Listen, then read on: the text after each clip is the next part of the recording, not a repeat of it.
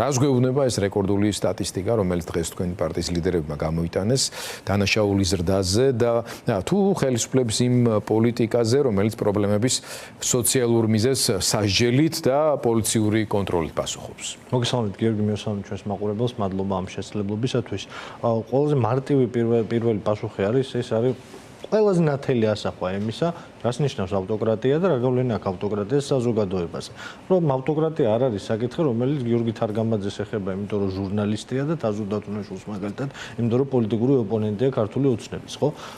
არამედ ავტოკრატია ეხება ყველას. ავტოკრატია დგას რაზე? დგას ერთის მხრივ პროპაგანდაზე, რომელიც ტვინს ურეცხავს საზოგადოებას და მეორეს მხრივ დგას ძალადობრივ მანქანაზე, ხო? ლეგიტიმური ძალადობის მანქანაზე, რომელიც ყოველთვის ხელისუფლების ხელშია, მაგრამ რომელსაც ძალიან ბოროტად იღენებს და რომელსაც ამეტებს და აი რაღაცა ამ რადიკალიზმამდე მიყავს ხელისუფლებები. ეს არის ავტოკრატია, ეს არის ჯოჯოხეთი, რომელიც შემდეგ ეხება აბსოლუტურად ყველა მოქალაქეს. ხო, რა არის სინამდვილეში თქვენ ძალიან სწორად ახსენეთ.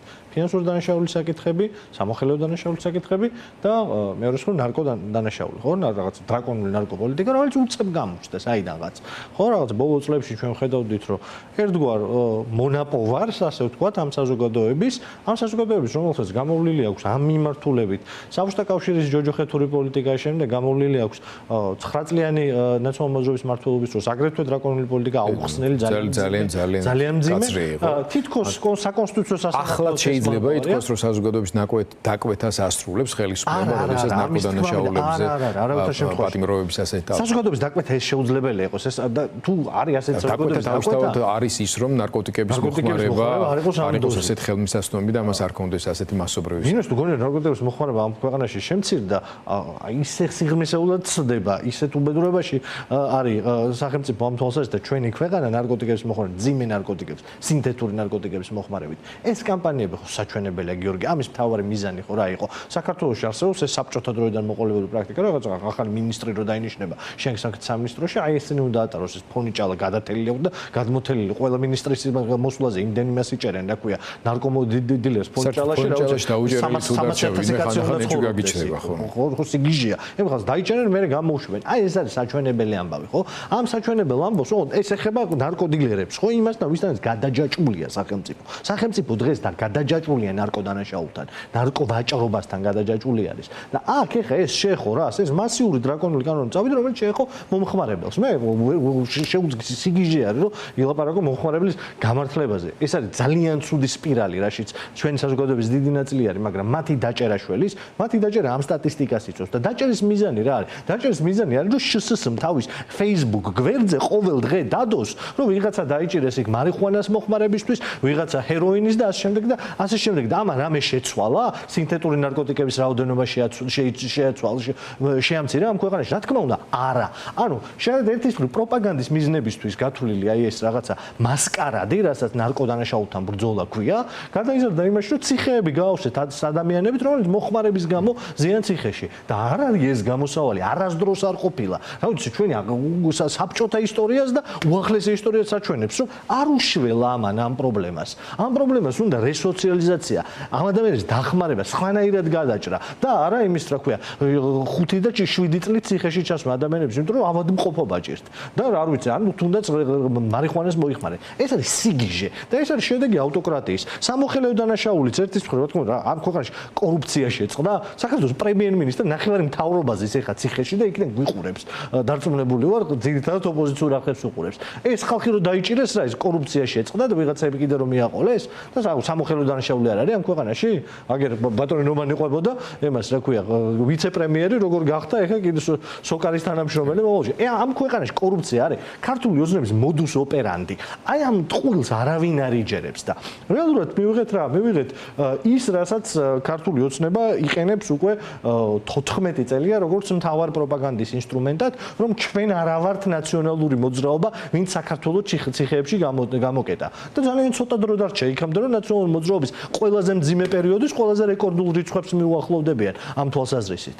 იმიტომ რომ არ დაგვაუწყდეს გიორგი, რომ შედარებით ნაციონალური მოძრაობის აი 2011 და 12 წლით, რომ ყველაზე მძიმე იყო, თქვენ კარგად გახსოვთ ეს პერიოდი პენტენციურ დაწესებულებებში bis გავსების თვალსაზრისით აზრისით, საქართველოს მოსახლეობა სხვა იყო. იმის მერე ამ ქვეყნიდან მილიონზე მეტი ადამიანი წავიდა და ერთ სულ მოსახლეზე პატიმრების რაოდენობით სავალალო ვითარება არის ამ ქვეყანაში, გადავსებული არის ქართული ციხეები და ამასთანავე პატიმრები ბევრი უყურებს თქვენ გადაცემას და ზოგადად ოპოზიციურ არხებს. ერთი საკითხი აი ეს გადავსების საკითხი და მეორე უმძიმესი ამბავი ხდება ქართულ ციხეებში. უმძიმესი, აუტანელი პირობები. ხო, ადამიანები დაიჭირეს ვიღაცები, ვისაც საჭმელი შექონდა ციხეში, რომელიც რაღაც ტარაკნებით იყო სავსე. ანუ ამ ადამიანებს, რომლებიც ხვდებიან საქართველოს საპრობილეებში, არა მარტო პოლიტპატიმრებს გულისხმობ, ჩვენ ბევრს ვლაპარაკობთ პოლიტპატიმრებზე. ანალოგიური სკანდალები უკავშირდება ჯარისკვებას. ჯარისკვებასაც წარმოიდგინეთ, შედარებით კი არა და ნუ შეუდარებლად უფრო მეტი мотиваციისა და პასუხისმგებლობის მქონე სფეროში, თუმცა ყველა ადამიანის უფლება თანაბრად უნდა იყოს დაცული ჯარისკაცის თუ პატიმარი. თქვენ წარმოიდგინეთ იქ რა ამ დახურულ სივრცეში, რომელიც ამ კონტროლის კი არა და ნუ სხვა ტიპის პასუხისმგებლობის მიღმა კიდე რა ხდება. ანუ ესენი ადამიანებად ართulis ეს ხელისუფლება ამ ხალხს. ადამიანებად ართulis უბრალოდ ამ ხალხს. ანუ ისეთ პირობებში აცხოვრებენ ერთის მხრივ ჯოჯოხეთური პირობები, ჯოჯოხეთური მოქცევა, აბსოლუტურად აი ნიველირება, დეჰუმანიზაცია ამ ხალხის, საქართველოს პატიმრების და ყველაზე მძიმე რაც არის, ამას ყველაფერზე ზემოდან დაშენებული როგორც ერთის მხრივ სისტემური ძალადობა, ანუ პენტენციალური სამსახურის სისტემური ძალადობა და მეორეს მხრივ ქურდული სამყარო, რომელიც გამჯდარია აი ამ რაღაცა იმაში რა ქვია, ცხიმოვან ქსოვილში ქართული ციხის და ამოუძირკვავი გახდა. ანუ აი ეს ყველაფერი ხდება ქართულ ციხეებში. და ეს ციხეები იუსება თვიდან თვემდე, წლიდან წლამდე კი არ უკვე თვიდან თვემდე იუსება და იუსება. და რა ახალ სიგიჟეს შემოგთავაზებს ქართული ოცნება? გიორგი, ხო ხედავთ აი ესეთი რაღაცა ეგრეთ წოდებული soft power პროპაგანდა აღარ უჭრის აგერ 5 თვე ფასების პოლიტიკით რაღაცა ჯოჯოხეთი მოაწყეს და პირი ყველაფერი შემოუტრიალდა და ღარიბების კალათა შექმნეს სუპერმარკეტებმაო და ეს მონოპოლარად მიიღეს. ეს აღარ გაჭირს დიდი ხანი და ყველა ჯერზე ავტოკრატიას იკვებება იმით, რომ პოლიციური პროპაგანდის ღონისძიებები უნდა მოაწყოს და თვიდან თვემდე ეს ციხეები გაიზრდება და ეს რას ნიშნავს, რომ იმ პატიმრების უფლებრივი მდგომარეობა, რომ დღეს უკვე ჯოჯოხეთია, კიდევ უარესი გახდება და ძლიერ საქართველოში არ ვთვლით, რომ მეორე ხარისხოვანი მოქალაქეები არიან ის მოქალაქეები, სხვადასხვა დანაშაულის გამო ციხეში ეროზია. ზოგადად ციხეში მყოფი ხალხისა და მათი ოჯახების პოლიტიკური უფლებებით манипуლირება კიდე ცალკე თემა. ამ მხრივ მაინტერესებს ზოგმა მაგალითად ასეთი რამ თქვა, რომ ასეთი ინტენსიფიკაცია პატიმრების რაოდენობის ზრდა დაკავშირებულია მათ შორის გარკვეული წინა პირობების შექმნასთან და არჩევნების მზადებასთან. ჯერ ჰორიზონტზე არანაირი არჩევნები არ ჩანს სამწუხაროდ ხა ობიექტურად რომ აღვნიშნოთ თუ გინდათ მე ამ თემასთან დაკავშირებით თქვენი ოპოზიციონერი კოლეგების ინიციატივაზეც მოვასწროთ იქნებ საუბარი, მაგრამ არის თუ არა ამ შემთხვევაში თქვენი ეჭვები უკავშირდება თუ არა აი ამ უკვე გამოცდილ ლამის ყველა ხელისუფლების მიერ მეთოდიკას საარჩევნო ხმების მოპოვების. ძალიან გავს ამ ყველაფერს, ჩვენ ვხედავთ მართლა ინტენსიფიკაციას აი ამის რაღაცა დიდი საჩვენებელი პოლიციური ღონისძიებების, რომელიც ეხება ქურდულ სამყაროსთან კონტაქტს, ასე შემდეგ და გავს აი იმას წინასაარჩევნო შეგავსებას პენტენციალური დაწესებულებებს, რომელიც ყოველთვის იყო გამოყენებული იმისთვის, რომ შემდეგ მათი ოჯახები დააშანტაჟონ პატიმრების ბედით, მათი ოჯახები დააშანტაჟონ ხშირად პატიმრების სიცოცხლით, მათი ჯანმრთელობით, იქ ციხეში კარგად თუ ნორმალურად მაინც ყოფნით და შემდეგ რაღაცა ეს გამოიყენონ აი იმ დიდ შეთქმულებაში, რასაც ქვია ქოცური საარჩევნო კამპანია. ქოცების საარჩევნო კამპანია ეს არის 30,000-მდე შეთქმული ადამიანი, რომელსაც ახლა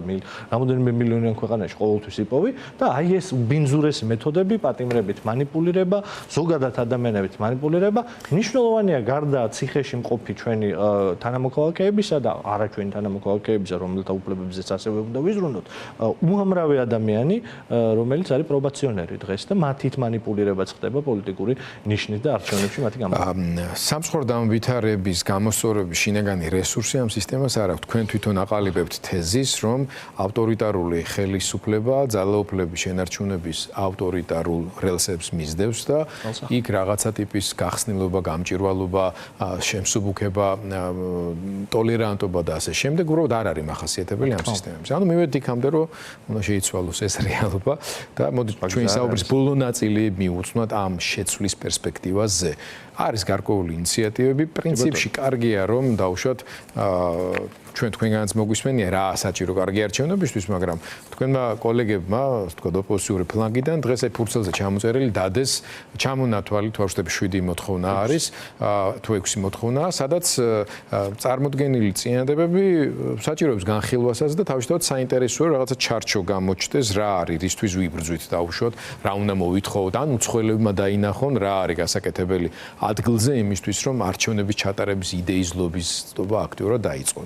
თქვენ როგორ უყურებთ თავისთავად ამ ინიციატივას, თუმცა ამის მეორე ნაწილი და გაგრძელება იყო გარკვეულწილად სურვილის გამოთქვა, რომ გაფართოვდეს ეს ოპოზიციური ძალისხმევა თუ იმ ტიპის კოალიციის შესვლით არა რაღაცა ტიპის სხვა ახალი ტიპის თანამშრომლობის ფორმატში გადაზრდით. სამწუხაროდ უბრალოდ ბოლოს გადაითარგმნა რაღაც ერთგვარ ულტიმატუმში, რომლის ბოლოსაც ისევ გამოჩნდა ეს რაღაცა აბსოლუტურად პოლიტიკური პროცესისთვის დამაზიანებელი ბოიკოტის საკითხი მომავალი არჩევნების.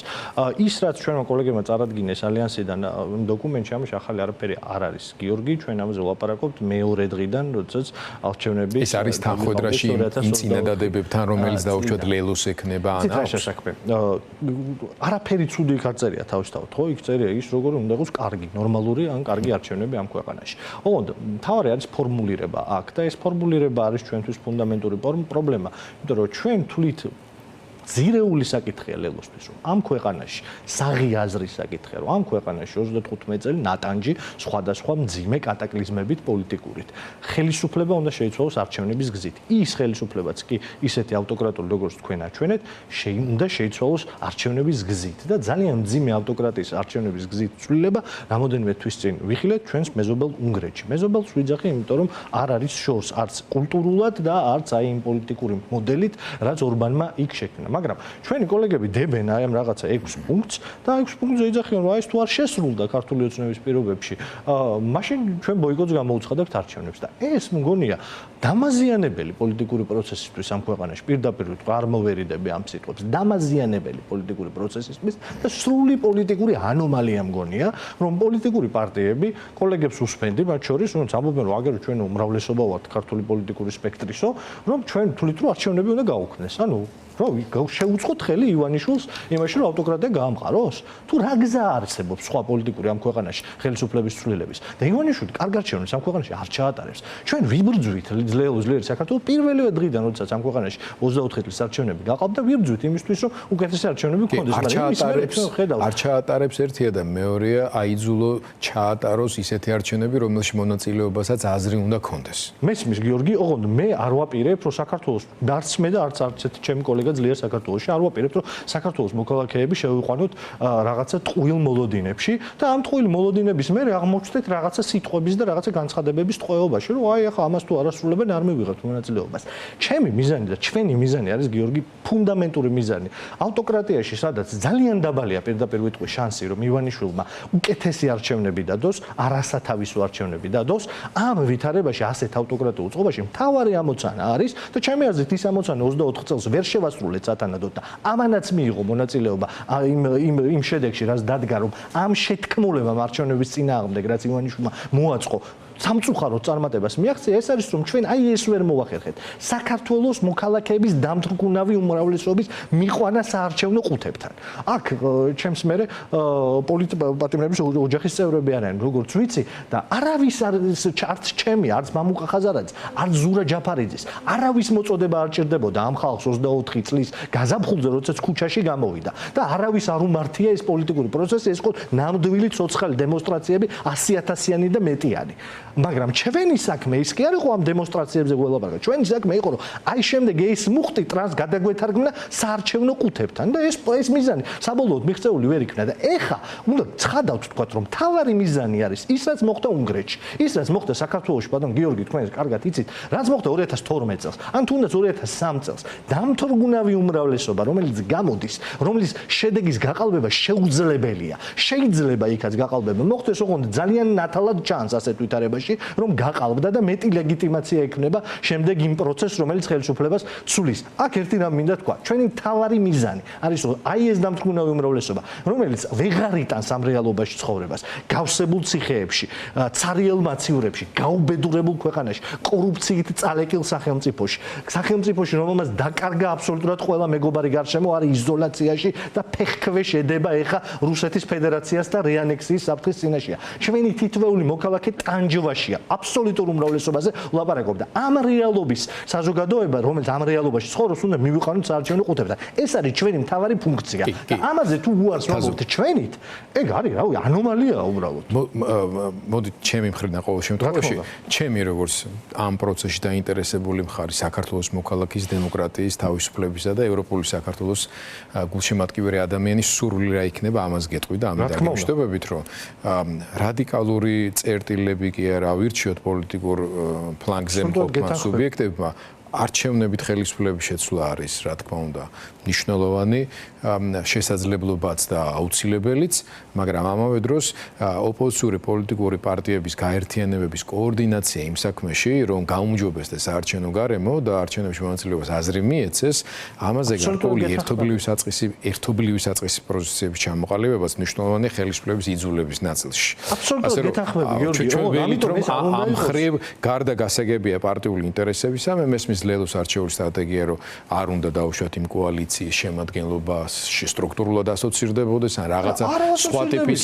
არა, გავიგე და გასაგებიც არის მაგას ვამბობ. იმათი გეზის და ხაზის გასაგებია ამ შემთხვევაში, სურვილი იქნება უბრალოდ რომ საწყისი ზეწოლის და ვარქვათ ამათ სავაჭრო პოზიციების გაცილებით უფრო მომგებიანი და ძლიერი იქნება მთლიანად დემოკრატიული ალტერნატივისთვის, თუ თქვენი პოზიციები რამენაირად დაახლოვდება სტრუქტურული დაახლოების გარეშე. მე გეთანხმები, გიორგი, ჩვენი თვითმიზანი არ არის, არასდროს არ ყოფილა და ალბათ თქვენც როგორც აქტიური დამკვირვებელი და გულშემატკივარი ამ ქვეყნის სწორი მომავლის დამეთანხმებით, რომ არასდროს არ გამოვირჩევით თავდასხმებით ჩვენი კოლეგების მიმართ, მაგრამ როდესაც საქმე ეხება აი იმ საუკეთესო ინტერესებს საქართველოს მოქალაქეების, რომ ამაში აღარ იცხოვროს და როდესაც ვხედავთ, რომ შეცდომაა და ეს შეცდომა ულტიმატუმის ფორმას იღებს და ისევ იგივე წრეზე მივდივართ, რომ არჩევნების ერთის მხრივ ივანიშვილის მიერ გაფუჭებით, აქედან ჩვენ ამას ხელს უწყობთ, ამაზე თვალი დაუხუჭოთ, ამას ნამდვილად არ ვაპირებთ, თქო, ჩვენი თვითმიზანი არ არის რაღაცა აი ისეთი პროცესის წამოწყება, სადაც